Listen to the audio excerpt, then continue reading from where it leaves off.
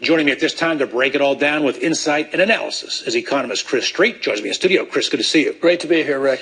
And from Washington, D.C. is former advisor to George W. Bush and economic analyst Kereakos, Zuras. Kereakos, good to see you. Good to see you, Rick. All right, let's start with Chris. Chris, you have a piece coming out in tomorrow's American Thinker at AmericanThinker.com. You say that Putin has made a substantial promise to the Crimean people to raise their monthly income. Well, that's right, Rick. Putin promises to raise pensions from 150 American dollars a month to about 180, and he says that he'll work on Ukrainian wages, which are about $270 a month, and bring them more in line with Russian wages, which are close to $660 a month. So Putin is not only, putting his military into the Crimea, he's putting his money. Can he do it and still have the Russian economy withstand that pay increase, if you will, in pension obligations? Well, Rick, let's do the balance thing. It's going to cost him $1 billion a year to subsidize the Crimea. But my understanding is he's probably going to make $10 to $12 billion a year on the oil and gas rights. How does that work? Kereakos, when you hear that, you wonder why would any Crimean or Ukrainian in their right mind not sign on for the deal?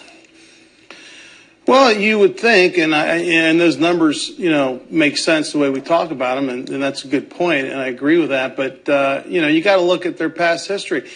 You can't trust this guy, so we don't know what he's really going to do. Look, and the bigger problem is that this is a land grab. He's doing whatever he wants, and nobody's doing anything about it. Chris, when I listen to Kereakos Zuras, I personally know a lot of Ukrainians here in the Southern California community, and they echo what Kereakos just said, that, if he does what he says, oh, yeah, that works out. But he's corrupt. We know he's corrupt, and we can't trust him.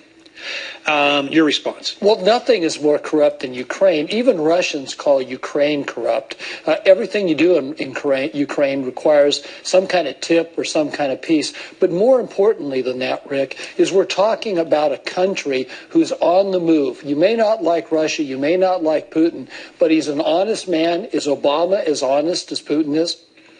Wait, you're saying Putin's an honest man? He'll tell you exactly what he's going to do, and he's going to do it. You can trust what he's going to say. No, he won't tell you what he's going to do. Go ahead, Kereakos. No, you cannot. Go ahead, Kereakos. You can't trust what he's going to say. They asked him before he invaded, are you going to invade? He goes, no, that's ridiculous. We have no plans of doing it. The very next day, where's he doing?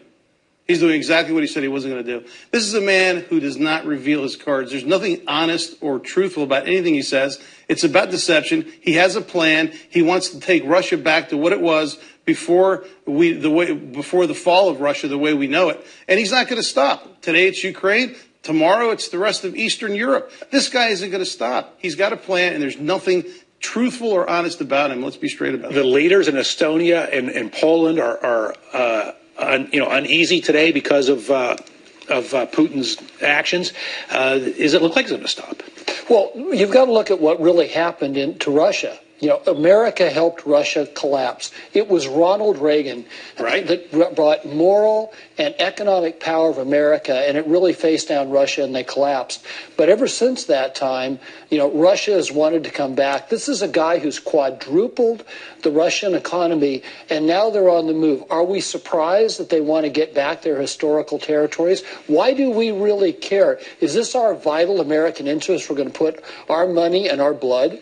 Well, I don't think that's going to happen. But Kereakos, I want to come back to something earlier that you touched upon, and that is preventing Putin with economic sanctions. I can't find a straight answer from anyone who we interview on this. What should we be doing that will, in your estimation, Kereakos Zuras, what should we be doing that will have a real impact on the Russian economy, more importantly on Vladimir Putin from rethinking his stance?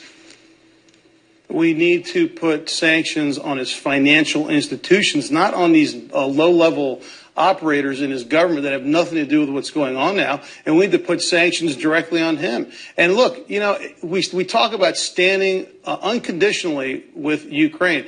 What are we doing to do that? Are we giving them the money they need to pay back Russia? Are we supplying them with the natural gas and other fuel resources that they need? No, we're not doing anything. We need to cripple this guy financially by putting serious sanctions in place and then rallying other countries in Europe to get on board, which probably isn't going to happen. But here's what has happened. He's watched Obama do nothing in the last 6 years in his foreign policy. He didn't do anything with Syria, Libya. Iran's walking all over him. Now he gets the green light. He's like, hey, you know what?